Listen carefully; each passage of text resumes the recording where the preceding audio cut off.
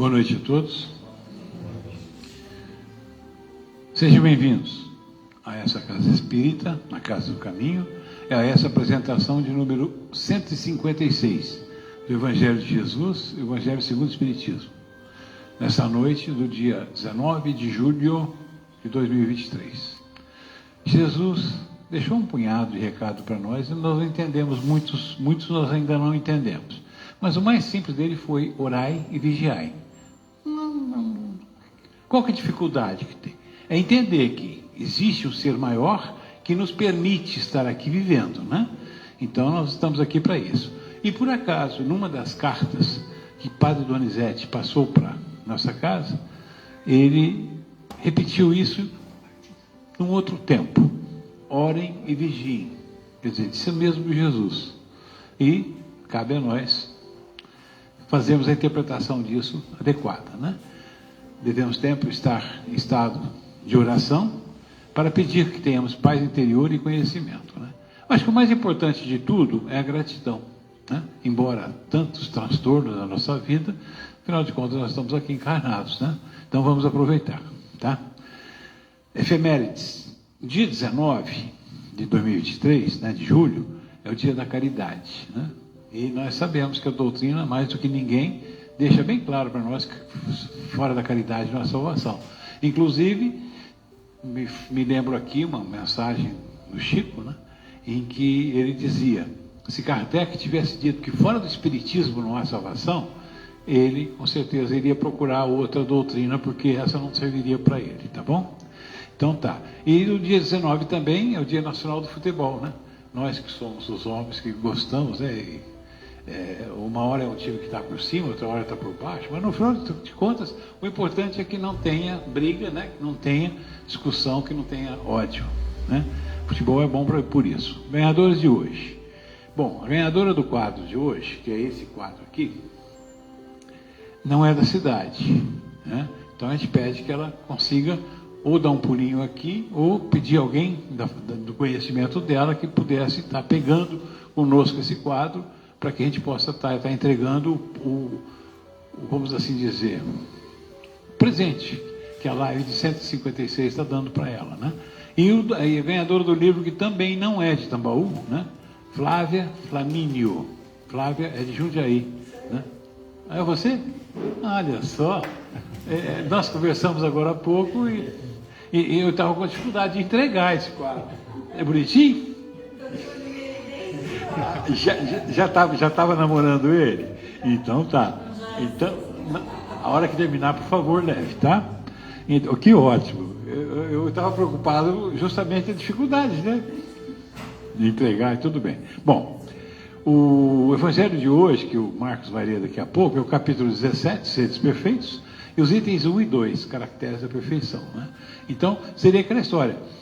Por mais que tentam nos explicar que a gente talvez não acredite que a gente possa chegar a essa perfeição, mas nós podemos ser hoje melhor do que ontem, não é isso? E amanhã melhor do que hoje. Essa é a proposta que a doutrina faz para conosco, tá bom?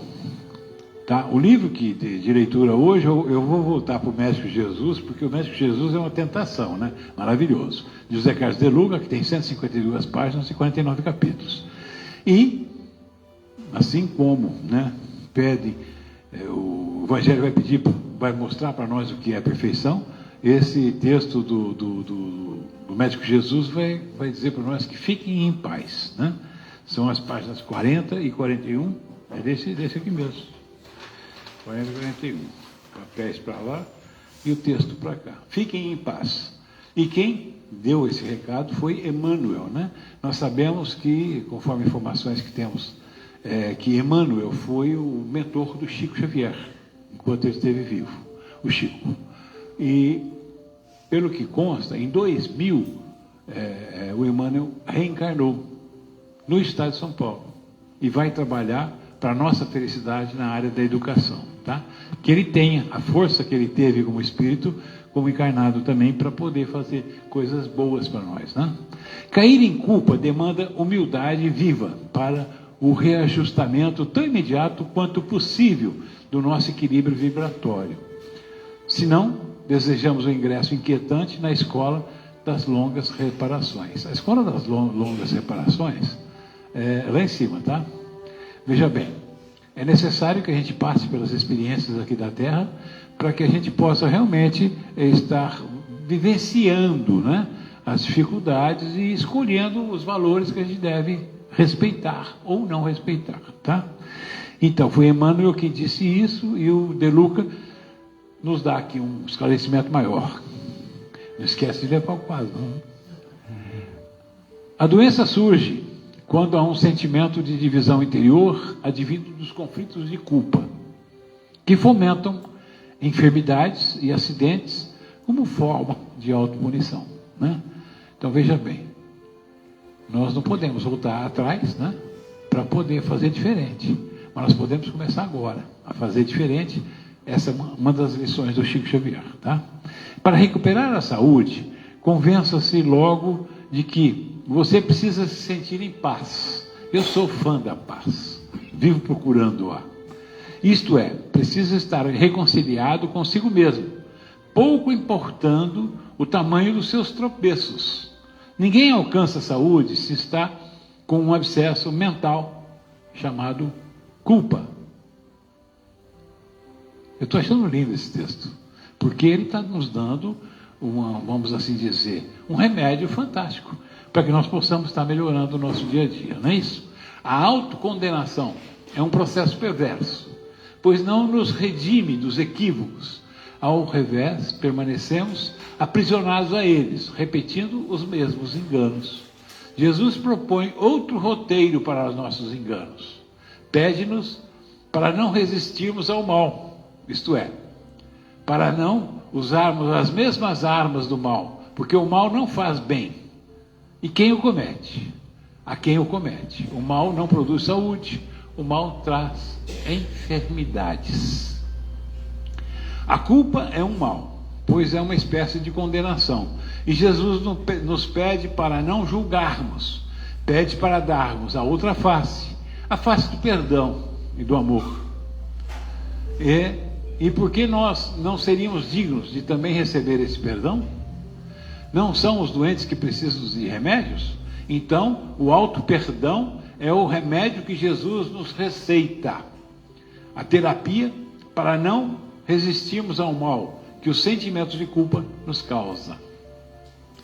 Não resistimos ao mal também quando, ao lado do auto-perdão, buscamos o amor em forma de mudança positiva de nossas condutas. Auto-perdoar-se, corrigir-se e reparar o mal é muito mais saudável do que punir-se. O médico Jesus lhes prescreve o amor em forma de conciliação consigo mesmo e com seus irmãos. Jesus aceita todos os deslizes, mas ele não quer que você continue desse jeito. Ele o ama demais.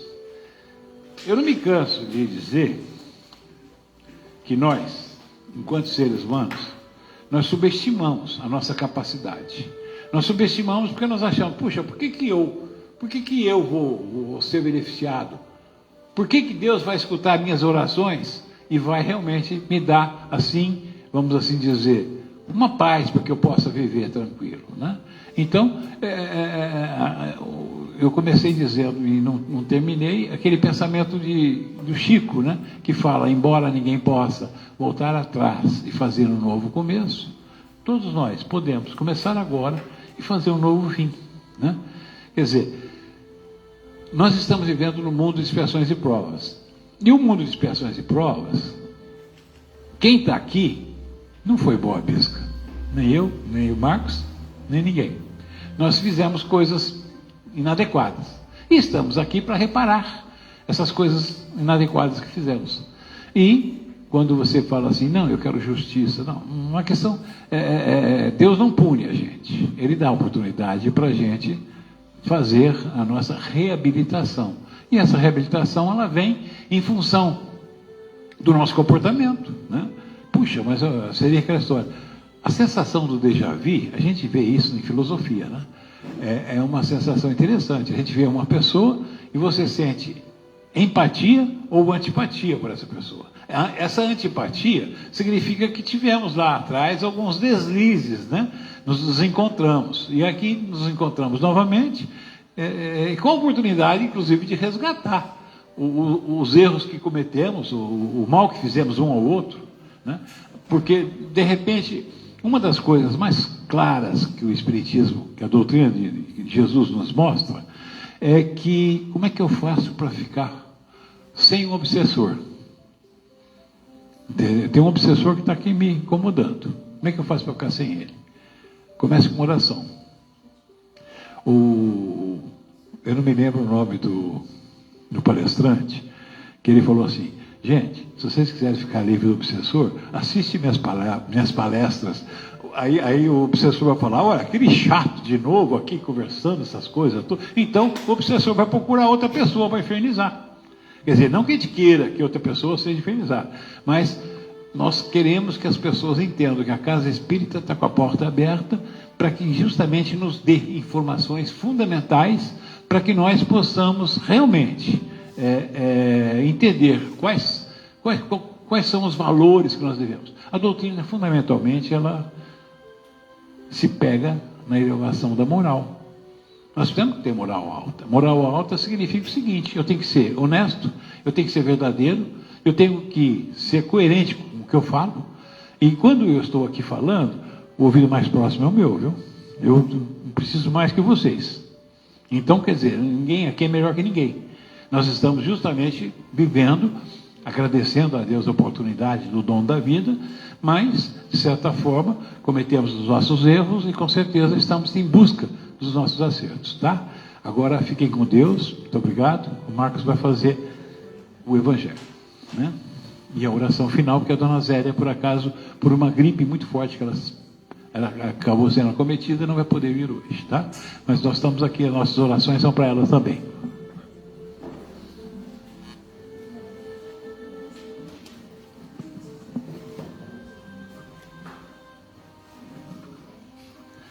Boa noite a todos. O Evangelho de hoje é o capítulo 17, Sede perfeitos. O item é Caracteres da perfeição. Jesus diz assim, mas eu vos digo, amai os vossos inimigos, fazei o bem aos que vos têm ódio, e orai pelos que vos perseguem e caluniam, para serdes filhos de vosso Pai que está nos céus, o qual faz nascer o seu sol sobre bons e maus, e vir chuva sobre os justos e os injustos. Porque se vós não amais, senão os que vos amam, que recompensas haveis de ter? Não fazem os publicanos também o mesmo? E se vós saudardes somente os vossos irmãos, que fazeis nisso de especial? Não fazem também assim os gentios? Sede-vos logo perfeitos, como também vosso Pai Celestial é perfeito. Está no Evangelho de Mateus. Desde que Deus possui a perfeição infinita em todas as coisas, porque Ele é o Criador de tudo, né? Esta máxima, sede perfeitos, como o vosso Pai Celestial é perfeito, tomada ao pé da letra, no entendimento, faria supor a possibilidade de atingirmos a perfeição absoluta. Se fosse dado à criatura ser tão perfeita quanto seu próprio Criador, ela o igualaria, o que é inadmissível. Mas os homens aos quais Jesus se dirigia não teriam compreendido essa questão. Eles não tinham a cultura, o entendimento naquela época. E talvez até hoje, muitas vezes a gente não tem esse entendimento, não. Ele se limitou, portanto, a lhes apresentar um modelo e dizer que se esforçassem para atingi-lo. Devemos, pois, entender por essas palavras a perfeição relativa de que a humanidade é suscetível, ela é capaz e que mais pode aproximá-la da divindade. Mas em que consiste essa perfeição? Jesus mesmo disse: amai os vossos inimigos, fazei o bem aos que vos têm ódio, e orai pelos que vos perseguem e caluniam. Com isso, mostra que a essência da perfeição é a caridade, na sua mais ampla acepção, porque ela implica a prática de todas as outras virtudes. Com efeito, se observarmos o resultado de todos os vícios, e mesmo dos simples defeitos, reconheceremos que não há nenhum que não altere mais ou menos o sentimento de caridade, porque todos nascem do egoísmo e do orgulho, que são a sua negação. Porque tudo o que excita exageradamente o sentimento da personalidade destrói ou, quando nada, enfraquece os princípios da verdadeira caridade, que são a benevolência, a indulgência, o sacrifício e o devotamento. O amor do próximo, estendido até o amor dos inimigos, não podendo aliar-se com nenhum defeito contrário à caridade, é sempre por isso mesmo o indício de uma superioridade moral maior ou menor de cada um de nós, do que resulta que o grau de perfeição está na razão direta da extensão do amor ao nosso próximo. Eis porque Jesus, depois de haver dado a seus discípulos as regras da caridade, no que ela tem de mais sublime, lhes disse: sede logo perfeitos, como também vosso Pai Celestial é perfeito. Então aqui quando ele diz caracteres são as marcas, são as virtudes. E a perfeição, a perfeição ao homem, né, ela é impossível, porque jamais nós seremos igual a Deus, que criou o céu e a terra, tudo, o universo, jamais.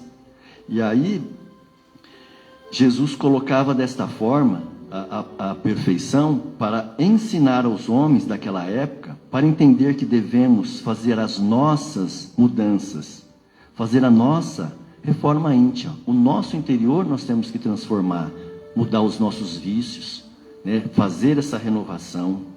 E quando Jesus coloca que devemos amar o nosso inimigo, fazer o bem a quem temos ódio e orar a quem nos perseguem e caluniam, é o ponto, né, de colocar como análise nossa, como que nós vamos amar o nosso inimigo. Olha a perfeição aí. Que jeito? É mudança, mas lá interior, porque o amor ele sai de dentro de nós para fora, ele não vem de fora para dentro. Agora, o quanto que nós temos que crescer, se transformar, vemos que a perfeição se torna muito difícil para amarmos os nossos amigos, nosso amigo, nosso conhecido. Às vezes, nós temos tanta dificuldade quando ele às vezes pisa no calo da gente. É o nosso amigo, a gente tem essa dificuldade.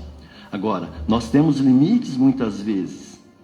E amar o inimigo, isso é muito difícil, né? Nós precisamos praticar a verdadeira caridade. Ser mais benevolente, né? Auxiliar mais os outros, ajudar a compreender, ter a indulgência, a aceitação, o sacrifício de fazer essa mudança, mesmo que é o nosso inimigo, mas a gente tem o sacrifício de poder amar ele. O devotamento, né? E aceitar o outro como ele é. Nós temos dificuldade de aceitar a outra pessoa, às vezes até no casamento, às vezes nos filhos, nos colegas, nos vizinhos. Às vezes nós queremos que eles sejam como nós achamos que eles devem ser. Aí é difícil, porque da mesma maneira eles também vão pensar assim conosco. Aí não existe esse amor, não existe esse perdão, né? Agora, por que nós temos um inimigo? É interessante. Será que ele, esse inimigo nosso, é o indivíduo que Deus colocou ao nosso lado para trabalhar os nossos erros, os nossos defeitos, né? A nossa inveja, o nosso orgulho, o orgulho de acharmos que nós somos melhores do que o outro? Olha que interessante. Por que ele incomoda a gente tanto? o nosso inimigo, ele tira a nossa paz, ele gera em nós o ódio, às vezes a vingança, e ele tira a gente do nosso equilíbrio. Ele causa em nós tanta raiva, porque nós não aceitamos ele como nosso irmão, que Deus colocou ao nosso lado. É para o crescimento. Como nós vamos chegar aos céus, aos degraus? É amar o próximo. Quem é o próximo? É aquele que vem e está do nosso lado, independente da situação. A gente não escolhe. Ele surge e de repente o inimigo. Por isso que Jesus fala, sede perfeitos. E essa perfeição, para você amar o inimigo, você tem que melhorar e ser muito persistente e determinado. Né? Muita transformação. Olha lá, Jesus nos ensina que caracteres da perfeição é trabalhar em nós a essência do amor, que é a parte principal que Deus nos colocou, e que nós precisamos trabalhar o interior nosso com mais a humildade, e enxergar que existe em cada um de nós a parte boa e uma parte ruim.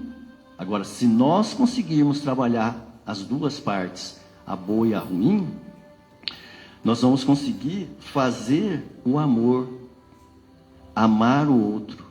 Esse é o equilíbrio. Por quê? Porque eu também erro. Nós falamos de pecar, nós também pecamos. Então, para a gente conseguir esse perdão, o pecado que a gente cometeu, a gente tem que ser tipo juiz nosso. E eu tenho que amar o meu próximo, amar o meu inimigo, porque assim eu consigo, como o Cláudio colocou, Deus não castiga, não culpa. Nós mesmos é que culpamos, nós mesmos é que fazemos o julgamento. Então, aprender a amar o inimigo é uma forma que faz a gente fazer toda a libertação, tirar tantas doenças que através da raiva, do medo, do orgulho, gera tanta doença em nós, né? Nos gera tanto esse desequilíbrio, essa falta da fé que nós temos que fazer, essa fé trabalhar o dia a dia. Como é que eu vou amar o meu inimigo se eu não trabalhar essa minha fé? Olha lá. Agora, para que a gente consiga fazer tudo isso, aí sim nós somos cristão, seguindo Cristo, através desse amor. Você vê, Jesus não culpou, não julgou nada. Ele nos ensinou a amar. Ele veio e nos mostrou. Você quer uma melhora? Trabalhe. A gente não veio aqui para ser as pessoas trabalhar para nós, mas nós trabalharmos para o outro, para a nossa evolução. Então, se nós conseguirmos fazer isso, assim nós conseguiremos praticar a verdadeira caridade, que é o que Jesus quer, que é o que Deus espera de cada um de nós. Então, agradecendo a Deus, né? Muito obrigado, Senhor.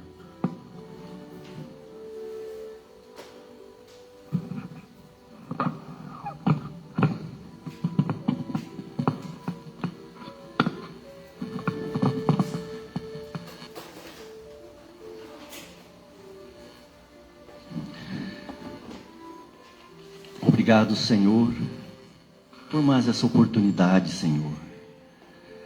E vamos fazer essa oração de São Francisco para mostrar que se nós tivermos a fé, a coragem, a transformação, nós conseguiremos fazer essa mudança. Aquilo que nós chamamos de impossível se torna possível. O transportar a montanha. Senhor, fazei-me instrumento de vossa paz. Onde houver ódio, que eu leve o amor. Onde houver ofensa, que eu leve o perdão. Onde houver discórdia, que eu leve a união. Onde houver dúvida, que eu leve a fé. Onde houver erro, que eu leve a verdade. Onde houver desespero, que eu leve a esperança. Onde houver tristeza, que eu leve a alegria. Onde houver trevas, que eu leve a luz. Ó Mestre, fazei que eu procure mais consolar que ser consolado, compreender que ser compreendido, amar que ser amado, pois é dando que se recebe, é perdoando que se é perdoado, e é morrendo que se vive para a vida eterna. que as águas que foram colocadas, elas já estão recebendo esse bálsamo salutar para as curas físicas, as curas emocionais, as curas espirituais, derramando essa paz, esse equilíbrio, essa alegria, Senhor, que sempre o Senhor nos concede. Abençoa, ilumina, fortaleça, Senhor, e que essa energia, essa luz, chegue a cada casa, derramando a paz interior, o equilíbrio, a transformação de nós podermos amar a todos de uma forma igual, Senhor Jesus. E pedindo toda essa proteção e amparo também de Nossa Senhora. Ave Maria, cheia de graça, o Senhor é convosco. Bendita sois vós entre as mulheres, bendito é o fruto que do vosso ventre nasceu Jesus. Santa Maria, Mãe de Jesus, rogai a Deus por nós, os sofredores, agora e na hora de nossa passagem ao mundo espiritual. Obrigado, Senhor, que assim seja, graças a Deus.